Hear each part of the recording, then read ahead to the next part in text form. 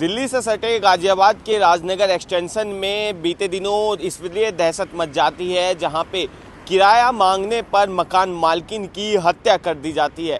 जी हां, आपको बता दें कि राजधानी के निकट में पड़ने वाले गाजियाबाद के राजनगर एक्सटेंशन में एक मकान मालिक जिसका नाम है दीप शिखा राय, उसकी सिर्फ हत्या इस वजह से कर दी जाती है क्योंकि वो अपने किराएदार से किराया मांगने गई हुई होती हैं। दरअसल पूरा मामला शुरू होता है जी बीते कई महीनों से जो है किराए के लिए किराएदार और मकान मालकिन के बीच झगड़ा चल रहा था, जहां झगड़े को ने कल उस वक्त इतना गलत मोड़ ले लिया जहां उस किराएदार ने मकान मालकिन की गला दबाकर हत्या कर दी। बताया ये जा रहा है कि दीप शिखा राय जो कि उस बिल्डिंग के 2 फ्लैट्स को ओन करती थी, 506 नंबर के फ्लैट को उन्होंने किराए पर चढ़ा रखा था, जहां किराया 6 महीने से नहीं आ रहा था।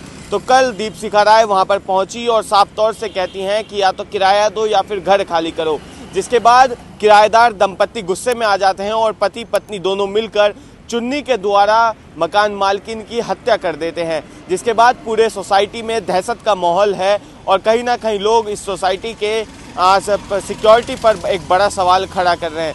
साथ ही आपको बता दें कि ये पूरा मामला सामने निकल कर तब आता है जब उस घर में काम करने वाली हाउस हेल्पर के द्वारा कई देर तक मकान जो मालकिन है घर की, उसके ना आने पर वो किराएदार के घर का बेल बजाती हैं और पूछती है कि क्या यहाँ पे उनकी मालकिन आई थी। तो बताती है दीप शिखा राय के बारे में कि वो यहाँ पर नहीं आई थी और कोई सटीक जवाब नहीं मिलता, जिसके बाद वो आसपास के पड़ोसियों को बताती हैं।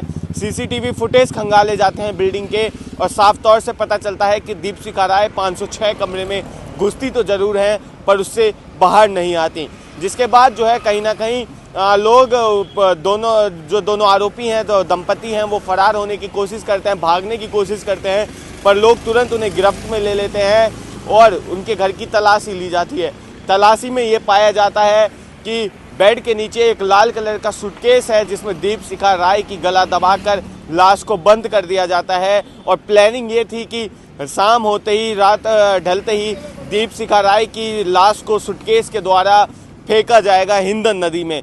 अब कहीं ना कहीं जिस तरह से लगातार ऐसे मामले बढ़ रहे हैं जहां मर्डर करने के बाद सूटकेस में पैकिंग का मामला है, तो राजनगर एक्सटेंशन में ऐसा मामला देखने के बाद वो भी एक सोसाइटी में इलाके में दहशत का माहौल है और लोग अब तमाम सुरक्षा व्यवस्था पर सवाल उठा रहे हैं कि पर कहीं ना कहीं जो दोनों दंपति हैं उन्होंने खुद इस पूरे मामले को कबूला।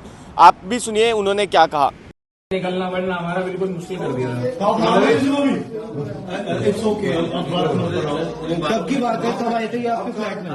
आज शाम को। और मारा कैसे आपने?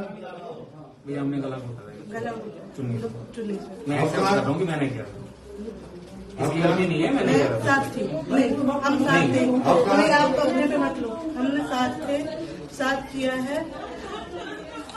बस ये है कि मैं अभी ये नहीं चाहता कि कोई इस पे हाथ उठाए मेरे हाथ उठाए, मैं कुछ उन्होंने मेरे को बहुत ज्यादा टॉर्चर किया सर। यार रहती है